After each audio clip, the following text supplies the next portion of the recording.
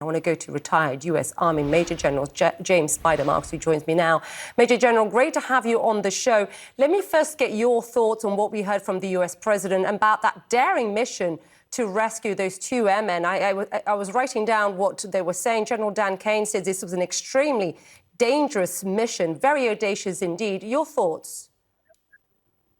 It truly was. I mean, we shouldn't be surprised by the capability that the military can bring to bear. I would say it's unprecedented. Not many nations, if any other nations, can do this. And it also is, it's about the reputation that the military has that we will not leave anyone behind, irrespective of cost. And let's be frank, this was a very costly engagement, very high level of risk. The number of individuals engaged at multiple levels and across the force is quite phenomenal. And he laid it out in as much detail as we can. Clearly, this capacity, this capability will remain classified. And then we'll learn more about it, obviously, over the course of time. What I heard from the president in terms of next steps are almost like anybody's guessed. I really don't know how this is going to go, whether there is sufficient evidence that where we are right now is good enough, or if it's now just back to what's called the air task order, which is just walking through the targets that are available and then addressing those targets over the course of the next 24 hours. I mean, it really is up in the air. We did hear the president say we are dealing with them, talking about Iran. I think it's going well. We think they're negotiating in good faith. But he did say, of course, mention that deadline approaching. Of course, that's Tuesday, 8 p.m. Eastern. And now President just doubling down, saying, you know, they'll decimate and they will strike power plants and bridges, basically civilian infrastructure. Is this a real military option, you think, or do you think this is a bluff? No, it's a real military option. I mean, obviously, what overhangs all of this is the legality of it. I have to leave that to somebody else to determine.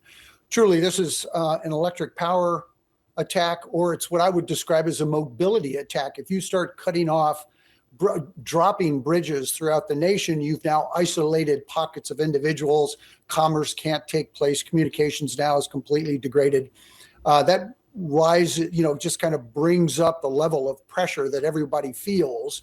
I think where we are is truly, there are really two things. The Straits of Hormuz as a defining element right now in this fight.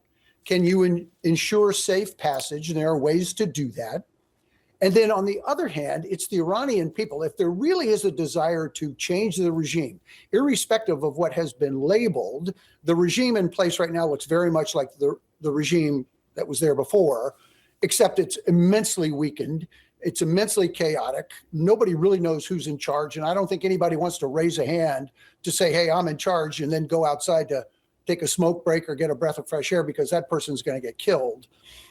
It's very, very difficult to know what type of voices we are hearing from the regime. But if you're really enthusiastic about the Iranian people, and about 70% of those 90 million are fed up with the regime as it has existed over the course of 50 years. If you're looking for some type of resistance, you got to give them an opportunity, and cutting off their power, I think, does not do that. So it really goes back to Straits of Hormuz. That's an off-ramp for Iran. If they can continue to pump oil, they're 3 million barrels a day through the Straits. That's good for them. I think they would enjoy that. That's money in their pocket to start to rebuild.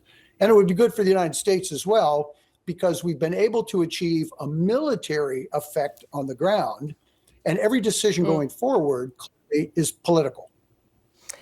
Major General, really appreciate you coming on the show. It's been a very busy hour of breaking news. Thank you very much. I really appreciate it.